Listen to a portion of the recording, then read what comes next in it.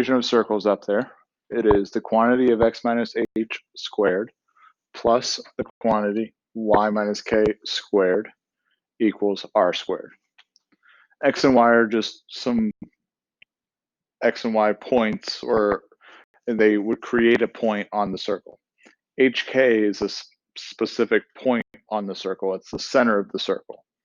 And then R represents the radius of the circle. So that's how a general form of circles are given to us. Let's start out by just identifying what the center and the radius is. So some examples here. We have x minus 5 squared plus y plus 4 squared equals 16. I just want you to identify the center and the radius. The center is HK. All right, so we recall that from the last slide. Now, these H and K values come out the opposite sign. So it's going to come out as 5, negative 4. So keep that in mind. Radius. Notice in the formula that right side is the radius squared. So we have to take the square root of the radius, or of the right side, in order to figure out what the radius is, which is then 4 in this case. Moving on. Second one here.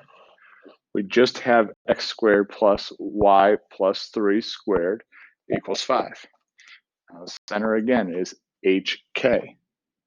Well, I don't really have an h value. This is technically x minus 0 squared. So that means my h value is 0, my k value is negative 3, coming out the opposite sign, just like the last problem. The radius, take the square root of the right side, and we just plug it in. We can't take the square root of 5. We can't even simplify it. So we're good to go there. We're done. Last one, just for good measure here. We have x plus 1/2 squared plus y squared equals 25/9. Pulling out the center. I think you guys get the idea now. Opposite sign, so negative 1/2. There's nothing with that y, so it's 0. So we have that. Radius, you take the square root of the right side. When you square root fractions, you square root top and bottom, so it's 5/3 is the radius, 5/3. That's that. That's from the equations. Next and last one is finding the same information from a graph. We have to find the center and the radius of the function. Now, my suggestion is to find the radius first.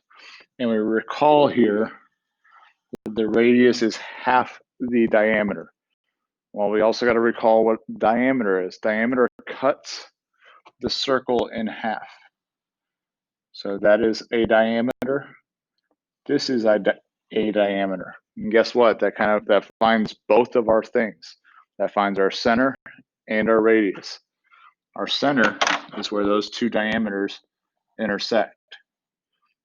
That ordered pair is 2, 4. While we were trying to find the radius, we found our center. So we have that, and the radius is half the diameter.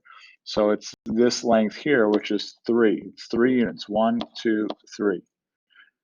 So radius is 3. And that's all we're doing, just to identify the center and the radius.